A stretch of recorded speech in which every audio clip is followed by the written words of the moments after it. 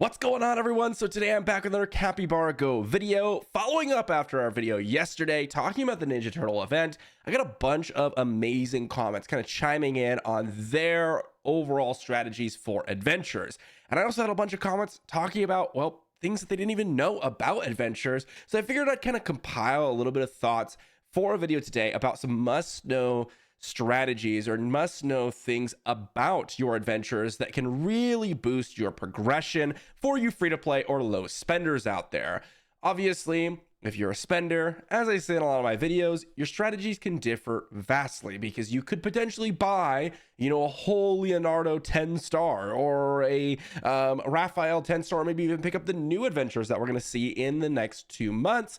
But that's not going to be the vast majority of you out there. If you're a low spender like me, or just do the buy to play like the lifetime card, or if you're free to play, there's a few things you'll want to keep in mind. I don't even have the Panda Hero. But that said, diving into the adventurers real quick here, we've got the Dragon Girl as my main adventure. With each adventure, what you'll know is there's a few different ways that you can upgrade them. The first way is obviously just acquiring the adventure and then putting levels into them. This is through the Adventurer Dust, through the Temple of Tides. This is the main way people get stats on their adventures. The second way is actually by starring them up. This is by accumulating different shards of them, similar to what we see in the Raphael or the Teenage Mutant Ninja Turtle events. You can pick up additional shards from them through whatever event that you can acquire them. For example, Gagarin, it's the Wheel Champion. For Wukong and the Dragon Girl, as well as the Bear Panda, or Bear Prince rather, you can get it from the Grand Adventure or the Big Adventure. So those are where you get the star tokens. And then the last way is actually by upgrading other adventures. And this is where it gets a little bit interesting. So yes, we can upgrade the levels, we can upgrade the stars, we get upgrades on that, skills and all that good stuff. Great. Can do all that. But then you can also upgrade the levels and stars of other adventures to upgrade your adventurers. And this is where the strategy really comes in. So for free-to-play players, 100% of the time, my recommendation is the Dragon Girl. And basically everyone is in consensus with this. We've done the math, or I haven't done the math, but I have looked at other people who have done the math behind things like Gagarin, things like Leonardo, things like Raphael, or even Wukong.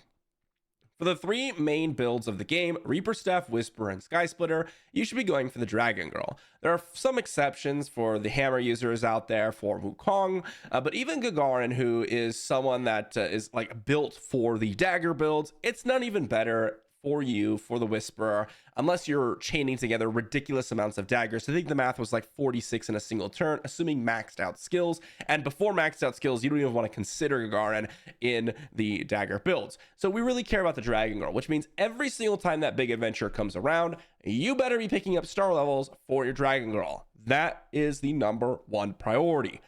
Every single time. It's going to give you massive bonuses. After you've done that, you can actually start not only leveling up other adventures. As you can see when you hit these red boxes, every single time you hit one of those red boxes, you're going to give all adventurers that bonus. So in the Dragon Girl's case, as you can see here, all adventurers HP, you are going to be getting plus 15%, period, which is amazing. This also, however, applies to your star ups. So you have one at 3, 5, one at 6 essentially, and then one at 9 stars. The 6 and 9 really not going to be applicable for most situations, but at least the 1 star and the 3 star is pretty relevant. And it's also why every single free-to-play player should still continue to buy shards of their Piggy Warrior, and everyone, in fact, for your guild shop, because you can reach that 6th star, you can reach that 9th star and get those massive upgrades in adventurer attack just flat out. By the way, this is going to push Dragon Girl or whoever your main adventurers attack up significantly, and that's where the power comes in. Now, of course, if you're willing, and this is one of the packs that I am, even though I am only lifetime card and ad card buyer, I am really considering picking up the Panda Warrior or Panda Hero because you do just get another adventure to upgrade and level up and get massive stat bonuses that you can pick up through the Magic Crystal shop, which is something that I've considered. And actually, I didn't realize that this was just a buy to pay win only hero, and I actually got the shards to get this up to 1 star. So it's something that I have been considering just because of the massive bonuses. But this also applies to every other adventurer. So as I said, you want to focus on your Dragon Girl getting those stars. At the same note here, getting certain other adventurers like Wukong here up to 1 star is going to give you a big 25% bonus to your adventurer's attack. For the Little Bear Prince here, it's going to give you a 20%. And for the new heroes like Raphael and Leonardo that are in this event, at 1 star, you're going to get that 25% adventurer attack, which is a big bonus. And this is a really nice way to progress your adventures. It's one of the things that I mentioned in that video. Yes, getting a 1-star Raphael, I don't even know if I specifically mentioned why we're doing that, actually. So I apologize for that. But it is for that big bonus, that 25% HP or attack that you're getting. And it's part of the reason why a lot of people are considering, okay, well, yeah, get the 1-star Raphael, obviously, but you may even want to consider spending up a little bit more gems to try to get this 1-star Leonardo as well, because you're getting that 25% extra attack. But it doesn't just stop there. If you'll notice, right now, my level cap is level 90. As if I were to level down Dragon Girl right now, at the current moment where I'm at my Elite Legacy, if I were to level up the Picky Warrior here, you could see I need to upgrade a Legacy to tier 4 before I can get to level 100. So I'm kind of soft capped in terms of how far I can upgrade. In essence, I do have the cap of level 100 for level ups as well. And at that point, where does the dust go? Well, it will go into all the other adventures. So even just unlocking a couple more, in this case, before we had the Raphael and Leonardo, it would have been way more worthwhile to get Wukong or Little Bear Prince and things like that, because you would be able to pick up all the adventure upgrades that they're getting at level 30, at level 60, at level 90. You would be able to utilize your magic dust that's just sitting there, because again, there is a cap to how much you can upgrade on these guys. You would be able to upgrade so much more of your stats by picking up just a single copy of these guys. Nowadays, if you're just starting out in the past like 2 to 3 to 4 months ish, depending on how fast you've progressed, you got Leonardo and Raphael. You don't even need to worry about Wukong or Little Bear Prince, because these are going to be the ones that are going to soak up all this dragon, or all the adventure dust that you're going to acquire at the level 30, 60, and 90 rates, because you're accumulating copies of them in the Teenage Mutant Ninja Turtle events. And in 2 weeks or 2 months, when we get the Donatello and Michelangelo, you're going to be able to do the same thing for them. And this is a massive bonus to your overall stats.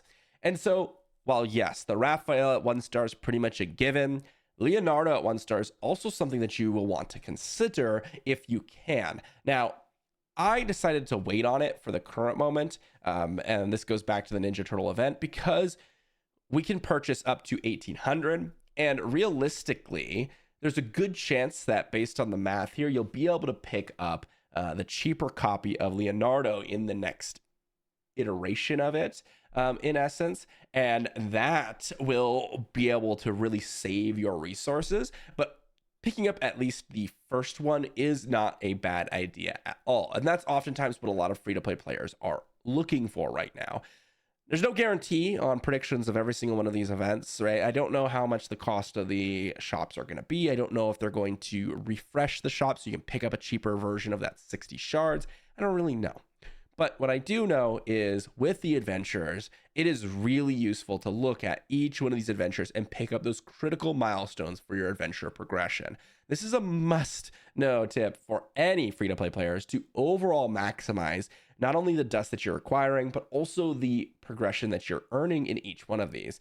Because yes, you could sit here and progress Dragon Girl and keep accumulating copies, but eventually it's going to require a lot of work to acquire just a single star up, and that might not be worth it way down the line. In the current moment, yes, keep going for Dragon Girl, and it's never a bad idea to just keep picking up Dragon Girl, but there might be some kind of merit to picking up maybe the first star of Wukong, or the first star of Little Bear Prince, or, you know, in, well, everyone's case, keep picking up those guild shards of Picky Warrior to reach that 6th and 9th star at least. Maybe stop at that point. Picking up those adventure and attack percentage bonuses is massive.